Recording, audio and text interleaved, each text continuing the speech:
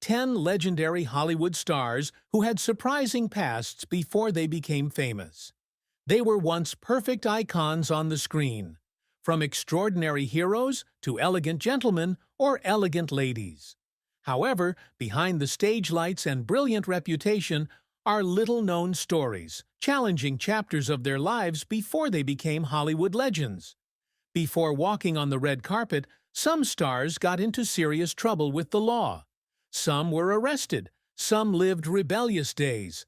All were parts of the past that the entertainment industry tried to keep secret to protect their public image. Hollywood in its heyday was famous for its strictness in building the image of artists. Behind every movie, every media campaign was a giant machine, ready to do everything to maintain the perfect appearance of the stars. Special clauses in contracts, redacted stories, and even power relationships are used to ensure that some actors' pasts never come to light. While today, stars may be more open about past mistakes as part of their journey to adulthood, in the golden age, absolute perfection was almost a prerequisite for maintaining a career. And it is this contrast that makes behind-the-scenes stories all the more fascinating. Let's explore a list of 15 famous actors, those who overcame difficult times, past mistakes to reach the pinnacle of cinema. Not to judge, but to understand more about the complicated journeys behind the faces that once captivated millions of audiences around the world.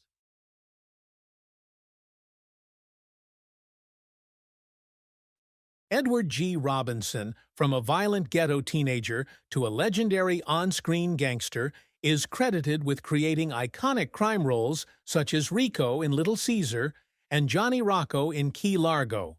What audiences may not know is that Robinson's deep understanding of the criminal mind may have been shaped by his childhood experiences growing up in New York's Lower East Side, a neighborhood rife with street gangs in the early 20th century.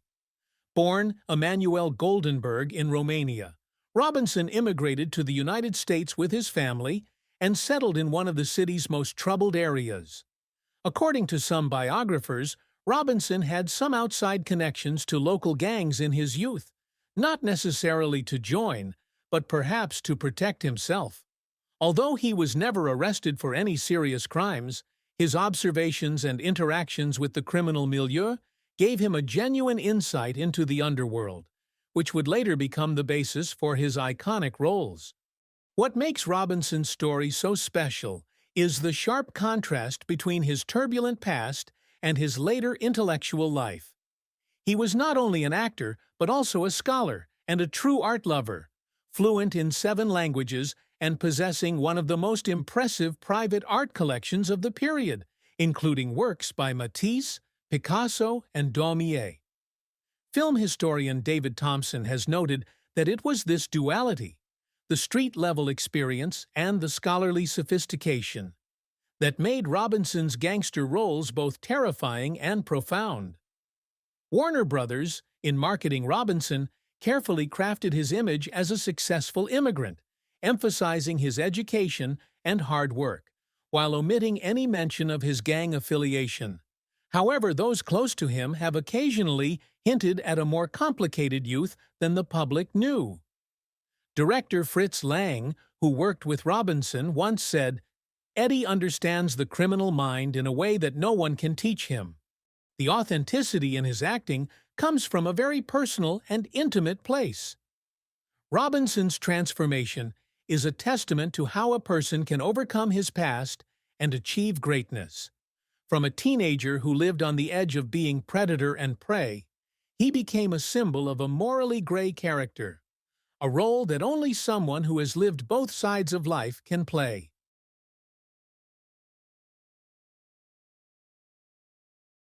Danny Cho, from San Quentin to Hollywood, is one of the rare examples of a dramatic turnaround in which his criminal past was not hidden, but became an integral part of his identity.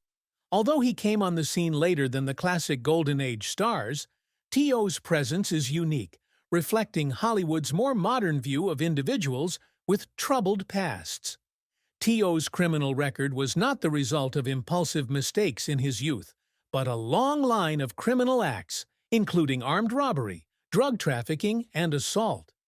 He had been using heroin since he was 12 and committing robberies since he was 15. During the 1960s, Tio was incarcerated in several notorious California prisons, including San Quentin, Folsom, and Soledad. What is different about Tio's story is that he did not try to hide that past. Instead, it became the foundation for his image and acting career. While classic studios once tried to bury such records, modern Hollywood is willing to exploit the authenticity of personal experience. Joe's path to cinema also came from a strange coincidence.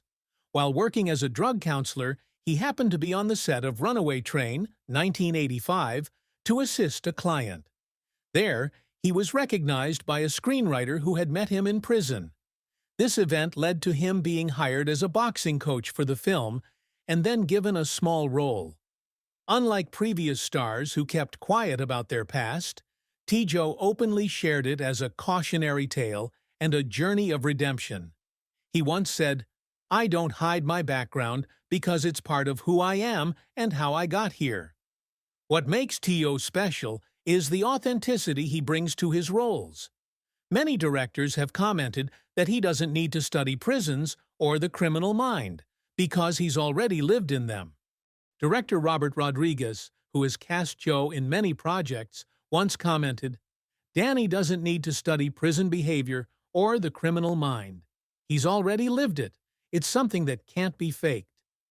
Joe's face, weathered, and scarred, has become part of his trademark, a living testament to the past that he has overcome and transformed into a force on screen.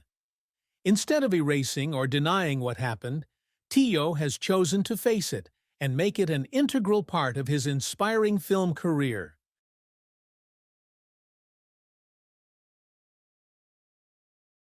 Steve McQueen, who is known as the King of Cool on the big screen, but few people know that his rebellious image in classic films such as The Great Escape or Bullet was formed from a tumultuous childhood and real collisions with the law. Before becoming one of the highest-paid actors in Hollywood in the 70s, McQueen had a complicated past with a criminal record from a very young age.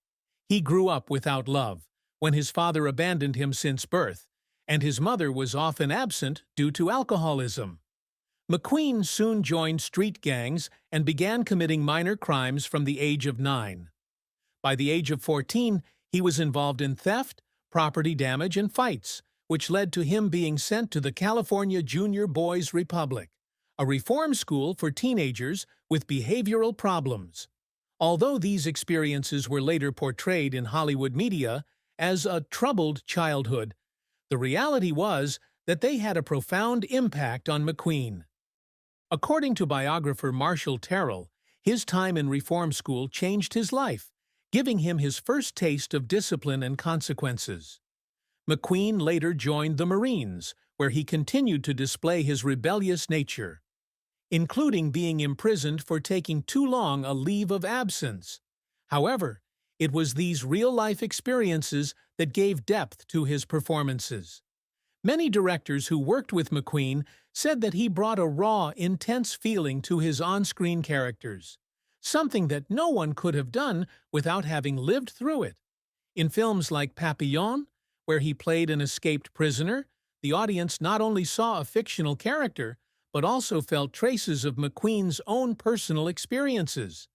As director Sam Peckinpah once said, "Steve doesn't have to act to be strong. He knows what real-life consequences are, and it shows in every frame."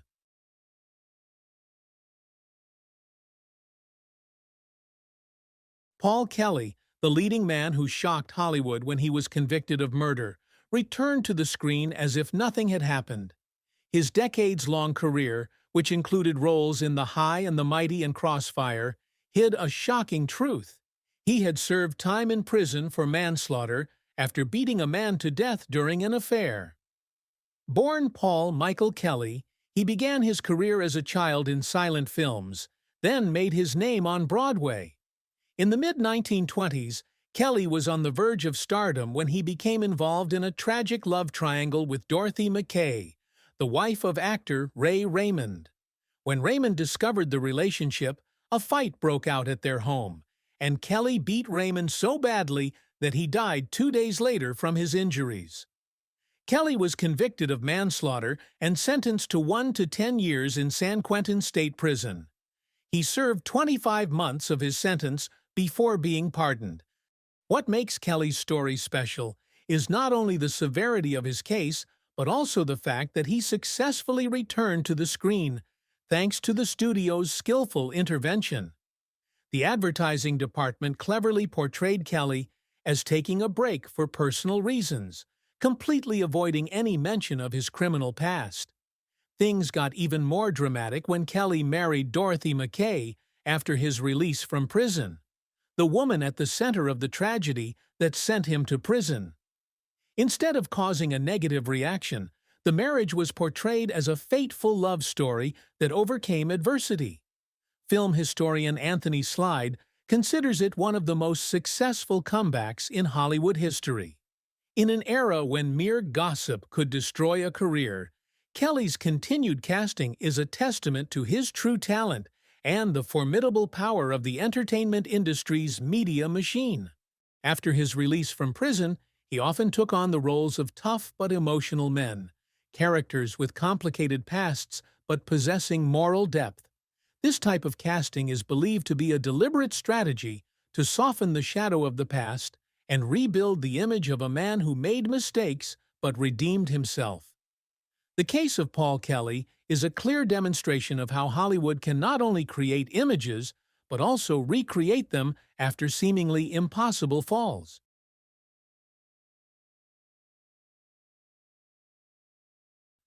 James Cagney, the immortal icon of the gangster genre, was one of the most charismatic tough guy actors on screen in classics such as The Public Enemy and White Heat.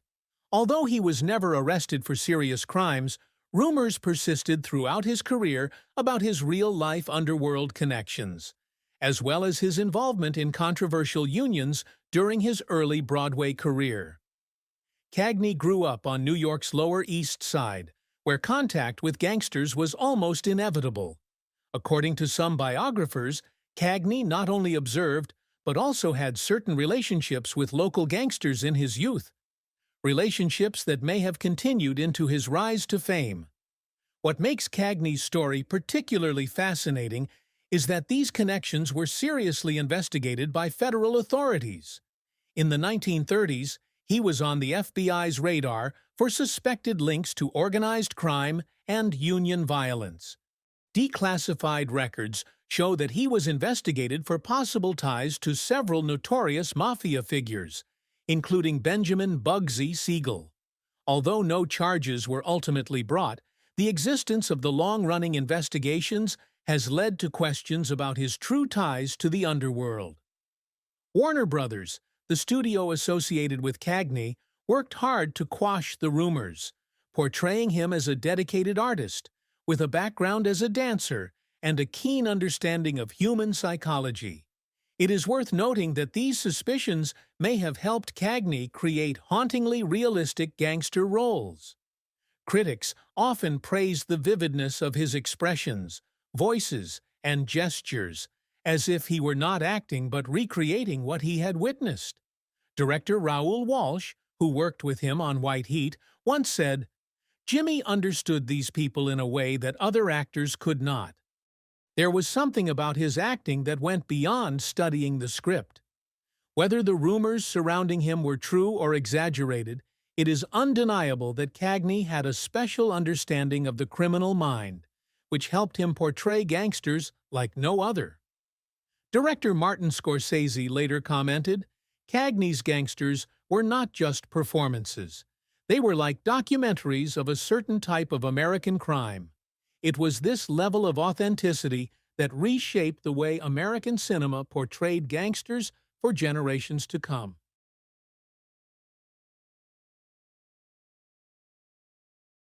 Anthony Quinn, from the gangs of East Los Angeles to international star.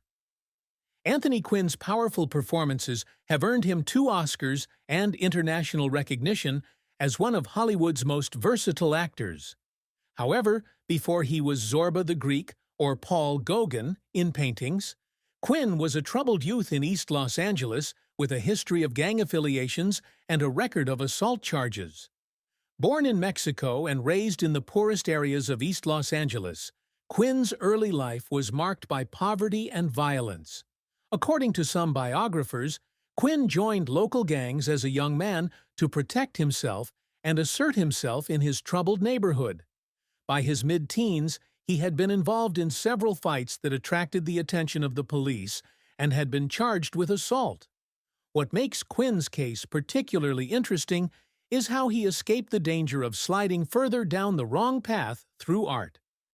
Quinn discovered a talent for painting and sculpture, talents that led him to the architect Frank Lloyd Wright, who became his early mentor. This artistic direction offered an alternative to continuing down the path that cost many of his childhood friends their lives. However, his background in street fighting still affected him in his early years. During his early stage career, Quinn was involved in a few backstage scuffles, which inadvertently reinforced his unstable image.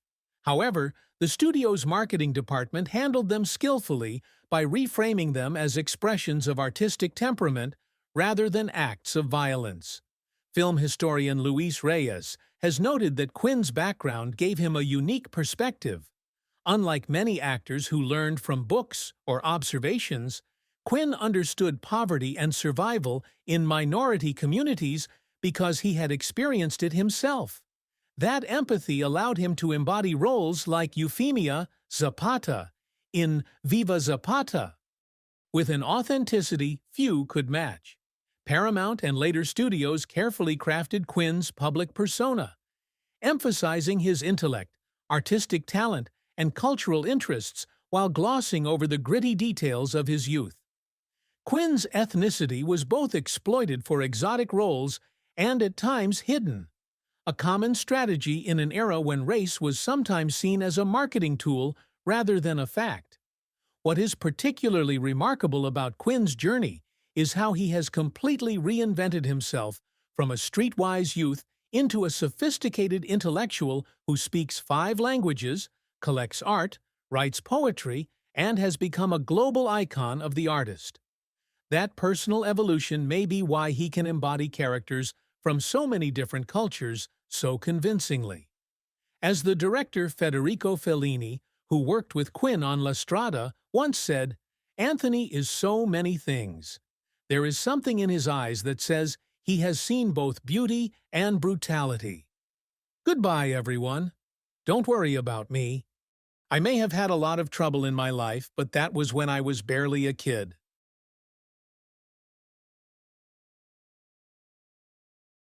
Mickey Rooney, a child star with hidden sins, Mickey Rooney's wholesome image as Andy Hardy, an all-American boy next door, represents one of Hollywood's most dramatic differences between public image and private reality. While audiences saw him as the embodiment of youthful innocence, McGum had to work overtime to conceal Rooney's true behavior as a teenager, which included multiple arrests for misbehavior and theft. Despite becoming a child star at the age of 7, Rooney's real-life behavior was far from the innocent character he portrayed. According to many biographers, a young Rooney frequently got into trouble with the authorities for incidents including petty theft, property damage, and public nuisance. Some of these incidents led to police intervention, although MGM's powerful publicity department ensured that these were never made public. What makes Rooney's case particularly interesting is that it contrasts sharply with his on-screen image.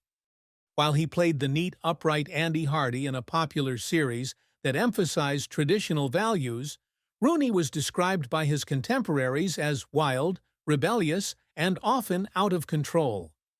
MGM's chief executive, Louis B. Mayer, took care to protect Rooney's image, creating what biographer Richard Lertzman calls a parallel reality through advertising.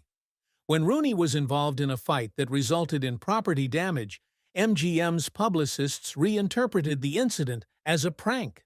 When he was arrested for drunk driving at age 19, the studio arranged for the incident to be expunged from its records. The contrast between Rooney's real-life behavior and his on-screen image was so stark that it caused psychological challenges for the young actor. Director Clarence Brown, who worked with Rooney on National Velvet, later recalled, "Mickey was essentially playing a character named Mickey Rooney, both on-screen and off. The real Mickey was much more complicated and troubled than the public ever knew." What is particularly remarkable about Rooney's case is that his run-in with the law at such a young age may have stemmed in part from the unnatural pressures of being a child star. Unlike the other actors on our list, who had criminal activities before entering their Hollywood careers, Rooney grew with his fame, possibly as a reaction to the constraints of his carefully managed public image. As Rooney himself admitted late in life, "I was both the most supervised and the least guided kid in Hollywood. Everyone looked at me, but no one really saw me. What about tomorrow? What are you thinking?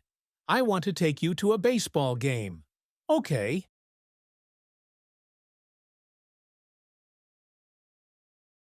Spencer Tracy, bar fights and drunken tank rides before Oscar glory. Spencer Tracy's reputation as cinema's most natural actor, a man who projected quiet moral authority in films like Judgment at Nuremberg and Boytown, concealed a tumultuous early history, rife with alcoholism, bar fights, and numerous arrests for disorderly conduct. Before becoming one of Hollywood's most respected actors, Tracy's combative personality and heavy drinking led to numerous confrontations with both civilians and authorities. According to several biographers, the young Tracy was arrested several times in Milwaukee and New York for engaging in bar fights, public drunkenness, and disorderly conduct. These incidents, which continued into his early-stage career, were later completely erased from his official biography after he achieved success in Hollywood. What makes Tracy's case particularly interesting is how MGM transformed his image from a troubled young man into a moral exemplar.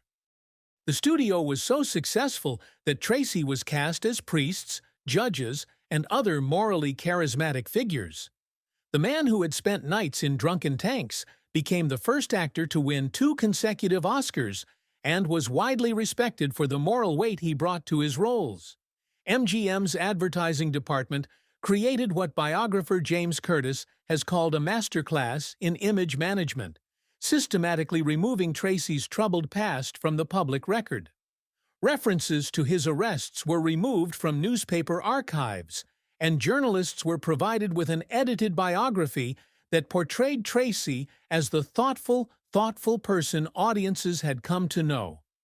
What is particularly notable about Tracy's transformation is that his difficult circumstances may have contributed to his signature acting style.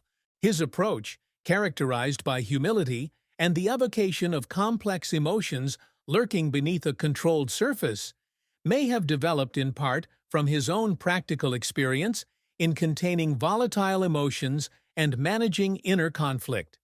Director George Cukor, who worked with Tracy on several films, once remarked, "Spencer understood something about the effort it takes for a man to control himself. That knowledge brought a kind of attention and authenticity to his performances that other actors could not approach." Tracy's successful image restoration was so complete that even many film historians were unaware of his troubled past until decades after his death. This extraordinary eraser demonstrates the power of the studio publicity machine to not only shape, but also completely remake a star's biography according to commercial and cultural demands. As Tracy herself once told her close friend Katharine Hepburn, "It's not who you are in this business. It's who you are." Are you going to make me say that? I still think the manager's idea is right, but the big shots here haven't gotten it yet.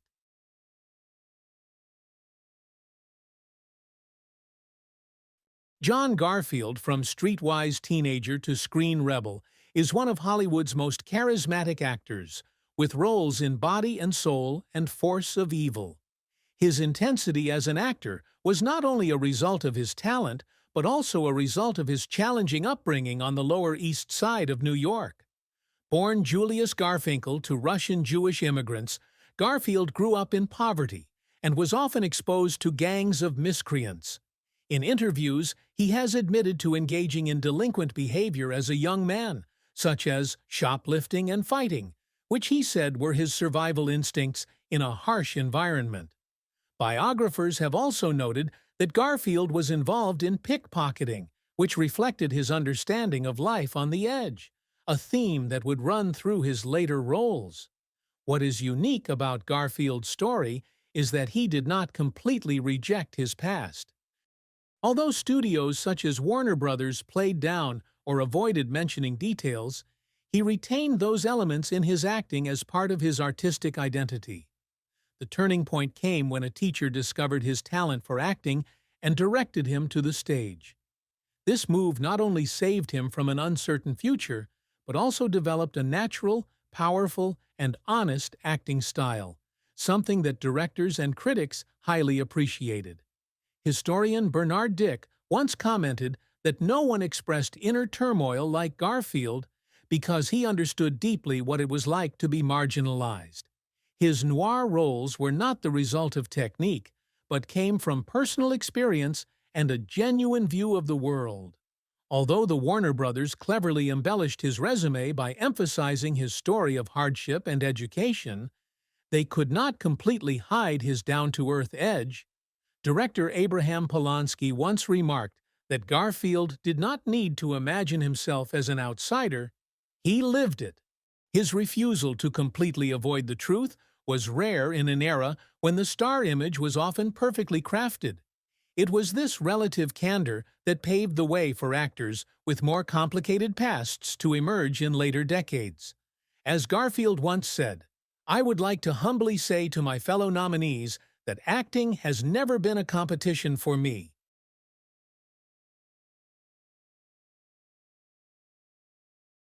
George Raft, from Mo Brunner to gangster roles.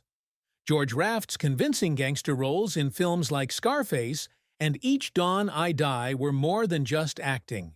They were shaped by his real-life connections to organized crime figures and his work as an errand boy for the New York Mafia before he came to Hollywood. Born in Hell's Kitchen to German immigrant parents, Raft grew up in an environment dominated by organized crime. By his own admission in his later years, as a teenager, he ran errands for gangs and worked as a driver for some of New York's most notorious criminals. Although he was never charged with a serious crime, Raft's ties to the criminal underworld were extensive and well documented. What makes Raft's case particularly fascinating is how his criminal connections followed him to Hollywood and continued throughout his career. Unlike other stars who left their troubled pasts behind, Raft maintained friendships with notorious gangsters, including Bugsy Siegel and Meyer Lansky. These relationships were an open secret in Hollywood, but were carefully hidden from the public by the studio's publicity department. The Warner Brothers faced an unusual promotional challenge with Raft. Rather than completely conceal his background, they were selective, acknowledging his rough upbringing while simply pointing to his colorful gangland relationships from his youth. This partial acknowledgement actually helped make his gangster roles more believable, while also concealing the extent of his ongoing underworld connections. What was particularly notable about Raft's case was how his deep understanding of criminal behavior influenced his acting. Film critics frequently noted the authenticity that Raft brought to his gangster roles, particularly his subtle gestures, speech patterns, and power dynamics, which seemed to be drawn from direct observation rather than imagination. Director Howard Hawks, who worked with Raft on the first Scarface, later remarked, "George didn't need to direct those scenes. He knew exactly how those characters moved, talked, and thought. There was an authenticity that couldn't be faked." Raft's gangster connections also directly influenced his career choices. In one of Hollywood's most famous casting decisions, he turned down the lead role in The Maltese Falcon, reportedly because the character was a police informant, which conflicted with his real-life underworld loyalty. This decision made Humphrey Bogart a star, while showing the extent to which Raft's criminal connections influenced his career choices. As Raft's career progressed, his ongoing ties to the mafia became increasingly problematic. He was denied entry to several countries to make films due to his criminal connections, and his later career was affected by investigations into his financial dealings with organized crime figures. These real-life consequences showed that Raft's criminal connections were real, and not merely a colorful resume. Film historian David Shipman has summarized Raft's unusual status in Hollywood history. Raft didn't just play gangsters, he engaged with them as an equal. This gave his performances an authenticity that was valuable to studios, even as his real-life connections created legal liabilities. These brilliant performers reveal the extraordinary disconnect between Hollywood's carefully constructed public image and the complex, sometimes disturbing reality of the people behind it.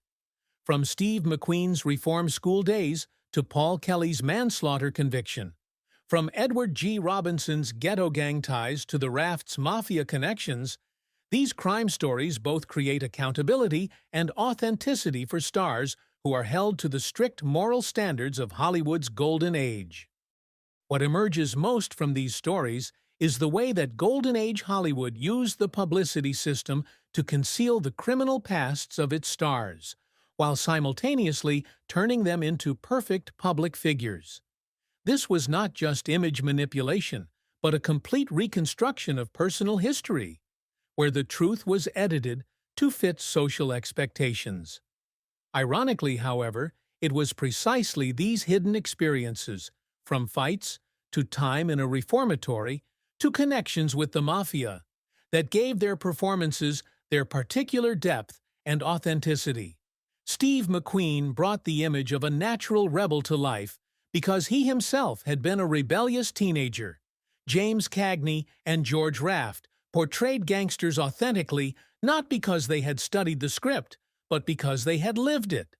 The studios knew this, but they kept it a secret, because audiences at the time were not ready to accept that the people they admired were criminals or had troubled pasts. The press also tacitly agreed, helping to maintain that perfect illusion. Interestingly, it was these real-life dark corners that made the performances of these stars different. Intense, real, emotional, and impossible to copy. Today, when every detail about celebrities is exposed in a flash, we are even more impressed by the almost absolute control that Hollywood had at that time. And more importantly, we understand that the roles did not come from pure imagination, but were distilled from real memories, from real wounds, from the lives they lived, whether the public knew it or not. If you find these facts have changed your view of silver screen legends, please share it. And if you want to continue to discover the hidden secrets behind the Hollywood halo, don't forget to like and subscribe to the channel so you don't miss the next videos. Thank you for watching, and see you next time.